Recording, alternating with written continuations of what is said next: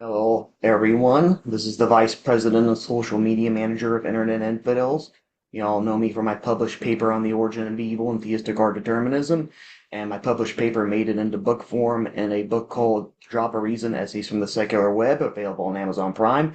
And today, for the 19th time, I'm going to be interviewing Prince of all Christ myth theorist, Dr. Robert M. Price. Before we begin the questions, I'll have him give a brief introduction for people who aren't familiar with him, and then I'll let him promote himself and talk about what's going on in his life. All right, take it away, Dr. Robert M. Price. Well, I've been busy writing and editing books. I've got a couple of new ones out. One is the first in a five-book series called the Lovecraft Pentateuch, in which I have, well, the first one is called Azathoth and Other Horrors. All five of the books are named with titles that are used in Lovecraft stories, but not as the titles of the stories. So it has that Lovecraftian ring to them. And these are all of Lovecraft's Cthulhu mythos stories with a long, windy, theoretical introduction to the volume by me exploring the perennial question of what the heck is the Cthulhu mythos, different theories of it. And then each of the stories has a kind of mini essay interpreting it, giving background and so on. And there'll be, as I say, four other ones that are in the works. Another book that is already out and on Amazon is called Tales of the Derleth Mythos, namely August Derleth, who was a correspondent of Lovecraft and wrote in the same vein. One of these stories is a version of a story that Derleth wrote that Clark Ashton Smith made revisory suggestions about, which Derleth ignored. But I got John Glasby, a British Lovecraftian author, to take those suggestions and revise the stories. So that rarity is in there, with several other stories by various contemporary authors using the unique mythology that Derleth created to supplement Lovecraft's. And they're both pretty darn good, both available on Amazon. And as for my religious scholarship, I've got one about to come out from Pitchstone Books called Not Peace, but a Sword, where I try to debunk the idea that the early Christians were all pacifists and that Jesus was too, a kind of a first century Gandhi. And I suggest that those who say Jesus was a violent revolutionary may have the truth in their corner, though one can never be sure. And I've got some interesting new perspectives on that. One soon to come out from them is called I Said You Are Gods, which has to do with the notion of the principalities and powers, part of the ancient mythology in New Testament times that imagines the world ruled by fallen angels, Gnostic archons, sons of God, and so forth. And I show how that is good sociology. It's the best example of what demythologizing is about, and all kinds of other related questions. My book on the world religions, Houses of the Holy, is out and doing pretty well, I think. And also my collection of neglected Paul Tillich essays, The Ground of Being, is getting some attention. So I've got all kinds of wacky stuff going on, and I'm reviving the Bible Geek. Soon I'll have that on a YouTube channel and answer questions and so forth. So I'm staying busy and having a lot of fun. That's good. Dang, you got a lot going on for you. Yeah, for me, it's like, for me to write stuff, it takes like a great amount of inspiration, and it's just like a, once every like 8 months thing for me. I can't just pull out all this great stuff like you on the norm. Oh, I'm a little jealous, but oh well. I mean, two magnum opuses is enough for me, and I've pretty much covered like, every problem with the origin of evil that needs to be, specifically Mm. addressed. So yeah. Alrighty, and yeah, we're gonna get into that topic a little bit later on in our dialogue. All right, so for our first question, so in the book of Matthew, it states in chapter 26, then Jesus came with them to a place called Gethsemane, and he told the disciples, "Sit here while I go over there and pray." Talking or taking along Peter and the two sons of Zebedee, he began to be sorrowful and troubled. He said to them, "I am deeply grieved to the point of death. Remain here and stay awake with me." Go a little farther. He fell face down and prayed. And he said, "My Father, if it be possible, let this cup pass from me, yet not as I will, but as you will." Then he came to his disciples and found them sleeping. He asked Peter, "So you couldn't stay awake with me for 1 hour? Stay awake and pray so that you won't enter into temptation. The spirit is willing and the flesh is weak." Again, a second time he went away and prayed, "My Father, if this cannot pass unless I drink it, if your will be done." And he came again and found them sleeping because they could not keep their eyes open. And then a little while later, it says that, it entails that Jesus finally came to the conclusion that he had to go to the cross. And then, says that he's about to be betrayed by Judas. Okay, so my question is, if Jesus was omniscient, why would he pray to his father and pray this prayer, knowing full well that the Father's plan was for him to go to the cross and suffer, and that there was no other way that the sins of humanity could be atoned for? Why would he pray 3 times at that, "Father, if it be possible, remove this cup from me," if he is beyond doubt sure that the cup won't be taken away from him? Yeah, so my question is, why would he pray the prayer if he knew the cup wouldn't be taken away from him? Because if you say, if it be possible, that's you're inquiring, and why would he inquire if he already knew that the cross was necessary? Yeah. Well, about the omniscience thing, if he was all knowing, well, this is difficult even for theologians to imagine that Jesus would have been at every moment completely all knowing. Does this mean he had on his mind while he was given the Sermon on the Mount the surface temperature on Venus? At the equator versus the poles, did he know what the inner thoughts of every individual in the world? As far as I know, no one has ever thought that. On the one hand, something similar comes up in Buddhism. They figured, well, the enlightened one, Gautama, must have been omniscient.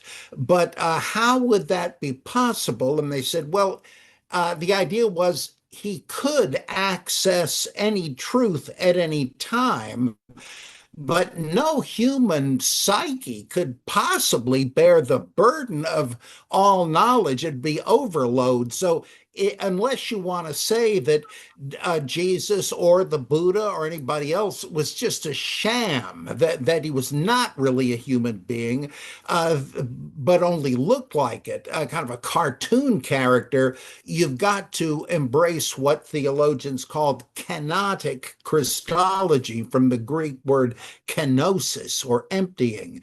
They said, what do we mean when we say God became incarnate? Well, obviously, Jesus, even as God incarnate, couldn't have been literally omnipresent. I mean, how big could a guy be? I mean, it's absurd. No one thought that, and because he emptied himself, Philippians chapter 2 says, of his divine form, just like the avatars of Hinduism, the same thing. Uh, So, in the same way, he knows what the divine plan is in Gethsemane, but he is a human being and is going to, on the cross, face a terrible death. So he says that if it is not too late, if God will let him skip this, naturally, as a sane human being, he would like to skip it. And he says, all things are possible for you, Father. So if this isn't the only way, I'd prefer to do it another way. But I yield to the wisdom of God and will follow whatever happens to be. And that, I think, is a problem for some people, understandably. But and in the Gospel of John, you have a very interesting difference there because there is no Gethsemane scene of that kind. Jesus is arrested in the Garden of Gethsemane, but but he actually rejects the idea of trying to get out of it before it can even come up. He says, now the hour has come. He says, and what shall I say? Father, save me from this hour. No, this is why I came to this hour. Father, let thy name be glorified. And God says from heaven, I have glorified it and I will again. And some people hearing something said, well, did an angel speak to him? Well, no, it's just thunder. But why did John change that? Because I think he felt like that makes Jesus look a little bad. And he like for instance in the Gospel of John, Jesus does not say from the cross, Father, forgive me, forgive them, they don't know what they do, or Father, why have you forsaken me? That's still a problem for people. So John cuts it and has him say, "It is finished," and so on. So but Mark, who wrote the first version of it, he didn't see any problem because for him, Son of God, yes, he doesn't define that, but Jesus is a flesh and blood man. He didn't want to say Jesus, he only looked like a man, but he was really Clark Kent. You couldn't harm him unless the cross was made of kryptonite or something. But this brings up also an interesting question. You mentioned in an email there was I think, a seventh century dispute among Eastern Christians over something called monothelitism. And Did diophletism, man. if Jesus Christ was God incarnate and was one person with two distinct natures, divine and human, he didn't come up short on either one, truly God, Yeah. truly man, somehow. It's a mystery. There's no way to chart it out, Oh but yeah. that much we can be sure of. Well, they thought, now how exactly does that fit together? And over decades, or even a couple of centuries, they kicked this around and eventually wound up saying, all right, he has two full natures, not just a human body, but a human nature and a human soul and spirit, because if he wasn't fully human, how could he, if he didn't take on real humanity, how could he experience a human death? Because if he didn't, his death doesn't avail to save anybody. What's the deal? And they said, okay, truly human, truly divine. And then, so in the next generation, somebody said, well, maybe the two natures eventually interpenetrated, well, maybe even at the moment he was conceived, so that the divine nature absorbed and assumed the human nature. Hence, they were monophysites, one physis or naturists. Well, then they kept defining and defining. They said, well, all right, um, if he had two natures, does that mean he had two wills, one appropriate to either side? Because after all, what does it say in the Gethsemane passage? Father, all things are possible for you, but can we make a change? He says, nonetheless, uh, your will be done, not mine. Well, right there, that's saying, yeah, there are two wills in question. He has a preference, but he's willing to go along with the higher will. And so, interestingly, to compare two gospels again, remember, John does not have this. He doesn't have Jesus say, if it be your will, all things are possible for you. Let me escape this, but your will be done. No, that's not in there.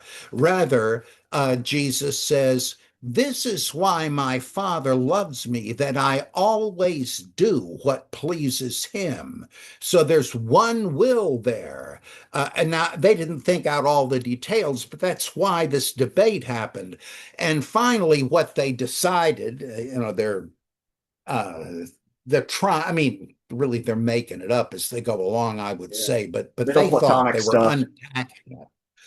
And because I don't want to take it lightly, I'm not trying to caricature it in any way. It's Mhm. not my belief, but these guys weren't a bunch of idiots or anything. They really were philosophizing about this. And they said no. He had two wills, but they were always in harmony. And that is dithelitism, and that became the orthodox view that most Christians, if they even know this is an issue, think that is the case. And now, I believe you also asked, where does he get the personhood? Is the once you get all this stuff straightened out, is Jesus a divine person or a human person or what? Or both, Well, yeah. that was debated too. And what they wound up saying was, and this kind of makes sense. I mean, it's coherent. Again, I don't believe it, but that's a different issue. They said his personhood is divine. And by that they meant, look, there wouldn't have been a Jesus of Nazareth. Though once there was, he was a full and genuine human being, but there wouldn't have been such a person born if not for the plan of redemption that God had and wanted to put into action. So, because of God's will, this man was conceived and born to be united with the divine nature. So we can say two different natures united but not confused in one person, which comes from the divine side. It is there because of the divine side. That doesn't make him a demigod, half human and half divine, like Hercules or Achilles or something.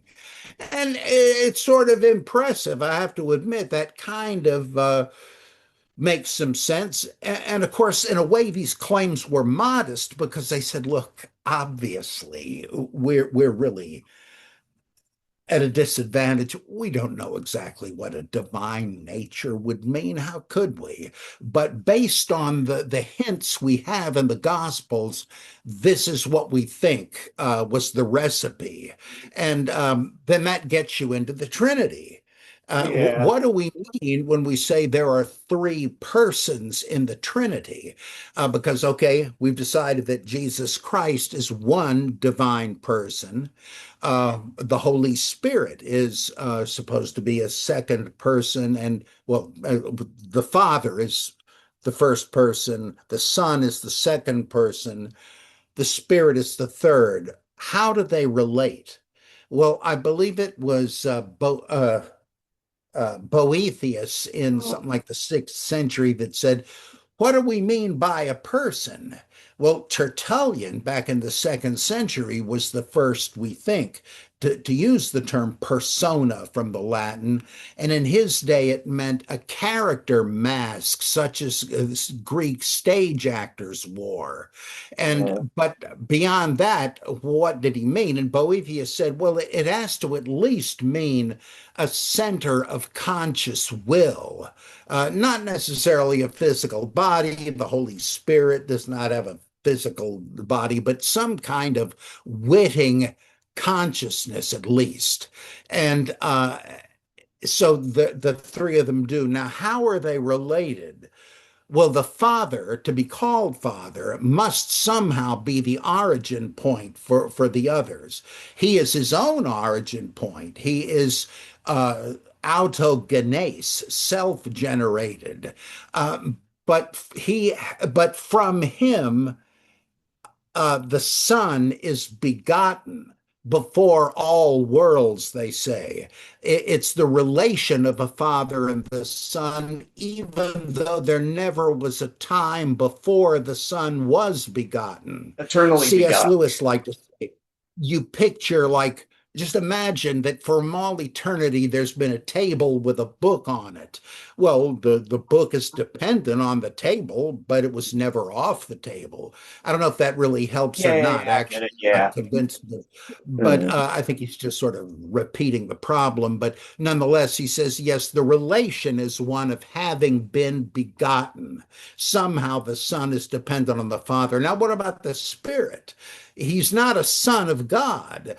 He proceeds from the Father. Now, that's, I guess, comfortably ambiguous because there's this iffiness that the Spirit is not a man or a woman. It's not a child or anything. But it's not just a force either, because the Spirit is rarely, but occasionally spoken of with personalistic metaphors. In one of the letters, the epistles, it says, "Do not grieve the Holy Spirit." Well, so they wound up saying that there must be three personae or hypostases within the Godhead, Father, Son, and Holy Spirit, and yet they constitute one God. Now, personally, as a theologian, I've got a PhD in it, so I guess I can call myself that. I find fault with that. I don't see how that works because it seems to me that what really happened to create this doctrine is people eventually deified Jesus and thought of him as a god, but they wanted to be monotheists like Jews. And they didn't, because they knew the minute they said Jesus is a second God, though I think Justin Martyr did say that at one point, that makes us polytheists like the pagans. We don't want that. We want to stand in the biblical tradition. Well, once at the Council of Nicaea, they agreed on that. Yes, the Son is of the same nature as the Father and is eternally begotten. To put it irreverently, they threw in the Holy Spirit there too. Well, why not him or it? What though they said him? I just don't think that works because there is, you ask, what is it that's going through your mind if you think and believe you're a Trinitarian? What Yeah. is it you're picturing? I mean, can you pray to one and then the other and then the other? I know some Christians do, but why is that not polytheism? I mean, I don't think you can have your cake and eat it too on this. Yeah. The mental motions involved uh, inevitably have you thinking of three distinct entities. Why are they different than Zeus, Hades, and Poseidon? I just don't see that. And in fact, I think it's just like in Hinduism, where they say ultimately there is the undifferentiated Brahman, but it is manifested in three forms as the three most popular gods, Vishnu, Shiva, and Brahma. And but they are three faces of the same deity. Well, that's almost like Trinitarianism, but it posits something prior to the three that is undivided. Whereas Trinitarianism is saying there is threeness within the divine nature. And I just don't see how that adds up. Yeah. So I'm afraid, now I admit we're talking about infinite mysteries. Who would dare say, "Oh yeah, I got the Trinity figured out"? If you think there is an infinite spirit, do you really think it's surprising we couldn't understand that and map it out? Of course we couldn't. But isn't that what you're trying to do with all this Trinitarian speculation? So I don't buy it personally, Yeah. but it's not nonsense. So I'm not trying to disrespect it. Yeah, I'll make the problem even clearer. So there's the Trinity is one what, one being known as God, and three who. So what they mean by being is like, so you're a being with your own mind and your own will. So they're saying, well, there's three persons, but it's not three different beings. It's not just that they're co-eternal and all God. It's not three beings because that would be polytheism. It's only one being. And so what they mean by this is like how you control your own consciousness. Well, there's somehow just one singular being, but he controls three different persons simultaneously. He's the source of those three different persons. Like imagine three different people, but they're ensouled by the same spirit, not different spirits. So there's one controller, one singular controller, yet at the same time there's a multitude of persons. It's kind of like that. And I'm like thinking like, how is that like not functionally modalism? Because it's like, first off, one being with one mind, it's like one being, one mind with three different personalities simultaneously that it's controlling. How is that not the Father being the Son and the Spirit? And like it kind of they're kind of almost alluding to that because they say the Trinitarians, they don't say there's three different willers. There's three different wills in harmony. They say there's one willer throughout those three persons. It's just the singular being known as God. And I'm just like, how is that not like the Father equals the Son and the Spirit despite their claims? Like the only difference would be it'd be like saying one person, one being with three personalities simultaneously. It's kind of like how Christians think of diophilitism, where it's like Christ has two minds, a human mind and a divine mind. They'll say the human brain, the human mind slept while the divine one didn't. Two minds with two distinct wills, but united in one person. And it's like if you have two distinct wills, how is that not two distinct willers and two distinct persons? It's kind of like how is that not functionally Nestorianism? So like when you think about it, it's like it's like they, despite their claims, it's really what they're saying is one person yet three. Like I don't get how there's one yet three. It just doesn't work. That's the problem for me too. It just, at least with you mentioned modalism, the Hindu uh, Trimurti doctrine, literally the three form doctrine, that's modalism. That the Brahman, which is devoid of distinguishing qualities, nonetheless is manifested on the level of Maya, illusion, like it's like a raindrops refract the sunlight, splitting it into the spectrum, but in fact, nothing is happening to the light. Well, modalism is saying that God acts or appears in different forms depending on what he has to do. And I think that's what Hinduism is saying. But Christians want Father, Son, and Spirit to be more than just roles or forms. And Mm, I just don't think you can. It's a delicate dance, and I don't think they can really carry it off, which is yeah, why they call it a mystery. yeah, But I'm not incomprehensible. satisfied with that, because if you say I believe in so and so, that implies some content. If I said, well, I believe the best picture was chosen at the Oscars, yeah, I missed it. What was that picture? Uh, Yeah, really. Yeah. Yeah, that's a good analogy. Yeah, they'll admit it's incomprehensible. Like Mike Jones, inspiring philosopher. It's like, well, if it's incomprehensible, then like, I why admit believe it, in it? it would be, but Yeah, still don't think you can define it. You yeah, don't have a doctrine of it if it's incomprehensible. yeah, that's true. Alrighty, going into our last question. So we're now going to briefly discuss the origin of evil. Assuming Judeo-Christianity to be true, I'm going to show why Adam and Eve sinned and how Lucifer sinned, and that how God is ultimately responsible. So, there's been a lot of debate on the origin of evil, like, how did, these beings created with a good nature, why did they sin? And merely just saying, well, they had free will and used it doesn't explain why they used it, because your mind willing is just an effect what caused the effect. So I'm gonna answer this question and quote from my article and then get your thoughts on it. So Christians have had trouble with this issue, like Jonathan Edwards, R.C. Sproul Sr., etc., etc., and it will be helpful to show how people are able to will in the first place. Some may think they can simply make a decision without even needing a reason or motive. They may say, I don't have any impetus to make my choice. I don't need any impetus to make my choice. I just have free will.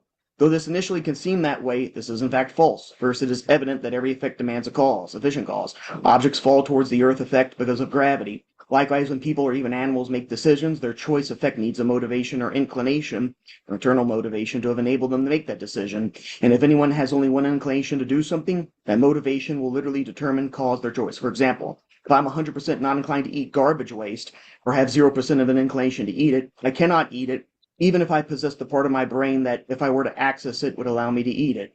For I would then have no motive or reason to eat the garbage waste. It is also helpful to note that nothing would be wrong with my freedom, for I would be free to do whatever I desired. I just would not desire the garbage waste, since it has now been shown that it takes a motivation to do anything, or to even knowingly do nothing, which would require you to want that first as well. Figuring out the sin of Adam and Eve is simple. So we have good inclinations, like to obedience, and evil inclination would be, to disobedience or stealing or intentionally deceiving. And we have morally neutral inclinations, like the inclination to secretive wisdom and the fruit that God would have created Adam and Eve with.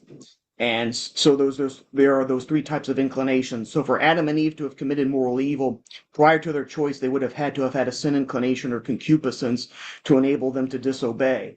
And which would mean that God would have had to have been the sufficient cause of them having a sin inclination, because when you experience temptation, it's not your fault. It's the nature's fault, and God programmed the nature that way. He didn't just make Adam with an inclination to holiness, as the Papists claim. And but before I get your take on this, I'm just going to quote something from R.C. Sproul Sr. from The Meaning of Man's Will, to just show how problematic the origin of evil is for a Christian. So R.C. Sproul says, I have a built-in antipathy to dialectical theology, theology that proclaims the beauty of contradictions and nonsense statements. Thus, I must swallow hard to agree with what one neo-Orthodox theologian says about the origin of Adam's sin. Karl Barth calls the sin of Adam the impossible possibility. Barth, of course, is calling attention to the utterly inexplicable mystery of Adam's transgression. What was rationally impossible and inconceivable happened. It remains a bona fide and impenetrable mystery to us so far. So what do you think of this, Robert? God making Adam and Eve morally imperfect. What do you think? Well, I think that this is beset by a traditional but mistaken reading of the Adam and Eve story. I think that the Gnostics understood it correctly and literally, and that they saw the serpent as a kind of analog to Prometheus, that God is lying. He noticed that he tells them, stay away from the tree of knowledge. The day, in other words, the minute you eat of that, you'll die. And so, okay, thanks for the warning. It's poison somehow. And then the serpent says, "What? You're the caretaker here. Can you eat of any of the fruit?" And Eve says, "Oh, well, we can eat of pretty much anything. It's just the one tree over there. If we eat of that, we're going to drop dead. But otherwise, it's okay." And the serpent says, "You're not going to die. I'll tell you what will happen if you eat it. Your eyes will be opened and you will be like gods, knowing good and evil." And then it says, when the woman saw that it was desired to make one wise, and that it was good for food, in other words, not poison, you're not going to die, she took and ate and gave some to her husband. And then what does God say? After he notices this, he says to his fellow deities, oh no, their eyes are opened. They've become like one of us, knowing good and evil. Now, we dare not let them eat of the tree of life and live forever. We better get them the heck out of here. And this is raw mythology, typical of the era. And the Gnostics, summarizing this in one of the Nag Hammadi texts, the author says, of what sort is this God? Is he not a malicious grudger? Yeah, that's exactly the idea. Because just as Prometheus knew that Zeus wanted to keep the fledgling humans ignorant and manipulable, he said, that's not fair. I'm going to bring them knowledge. And he did, and he is punished for it by Zeus. He said, hey, what do you think you're doing? And he has him bolted to a boulder where a vulture comes and eats his entrails every day until Hercules one day saves him. But that's the idea. Whoever wrote that story must have been a worshiper of the serpent, who we know was worshipped because he was Leviathan and Nehushtan, who were actually told, I think in Second Kings, was worshipped and offered incense in the Jerusalem temple. And so that the point, the apparently the compiler of Genesis, this is long in the past for him, and he had no idea, and so he presumably thought that they sinned, but they, in a sense, they did. They disobeyed the malicious grudger, but it's the serpent who is the hero, and that's the literal reading. Who is lying in the story? It's Jehovah. Who is telling the truth? The serpent. What happens when they eat it? Their eyes are opened. They become like gods because God himself attests to that.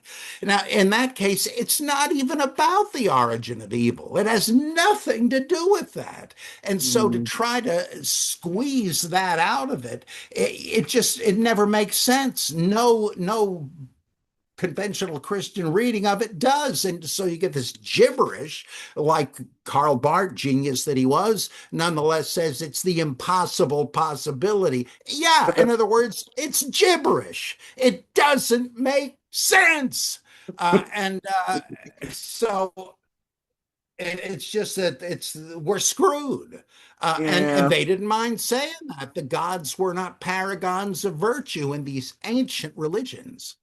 Yeah, that's very true. That's why, Plato came up with the Euphorio dilemma, quoting Socrates, because he was like, thinking like, okay, there are these gods and they have like these standards, like, strict standards of like sexual purity and all that. Yet a lot of these gods were like, having premarital sex with one another or doing things that we would normally describe as evil if we did them. But then the gods and the pagan pantheon could do them, these same like malicious deeds and be considered holy. And then that's like what got like Plato to think about, okay, like is the pious because all the gods have a consensus on it, or is the pious Mm. agreed upon to be pious because in and of itself it's objectively pious, and that's why the gods all agree on it. Like, and then like because it's like yeah, because like when you notice that like with this guy is like God telling a lie is like fine, but if we do it, we're evil.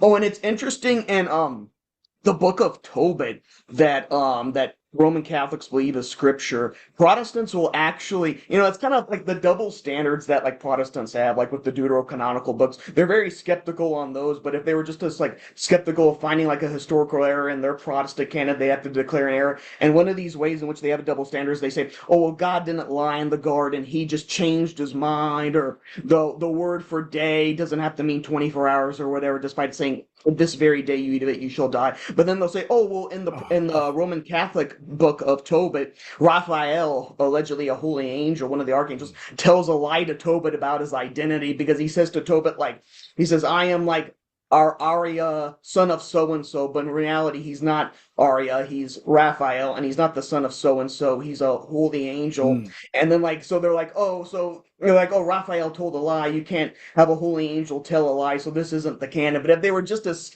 skeptical, nitpicking on what a lie is, they'd have to call God a Mm. liar. And of course, the Roman Catholic claim is, well, it's not lying exactly, it's just concealing an identity. But if you read the text, the angel said a falsehood with the intention to deceive. Yet this was a holy angel, and God didn't account it to him as a sin. So, like, there's all that. It's like God can do things that are bad, but it's fine for him to do it. But if we do it, we're bad. It's like this double standard. Yeah. Casuistry, as they call it. Yeah. Oh, Oh brother. well. All right. Well, yeah, that was a very interesting conversation. Thanks for having it with me. We had a really Oh, good it's time. loads Yeah. of fun always. Yeah. All righty. So yeah, thanks again, and I'll send you the link to this interview after it's uploaded. And yeah, everyone check out Robert and Price. Go to his official website. Get the Obsessimus rank. I think it's still available. If you pay $200 a month, you get to have dinner with him and his wife. He'll pay for the Yeah, dinner. right. Yeah, somebody actually did it once. Oh, nice, nice. There you go. There you go. Alrighty. Thanks again, sir.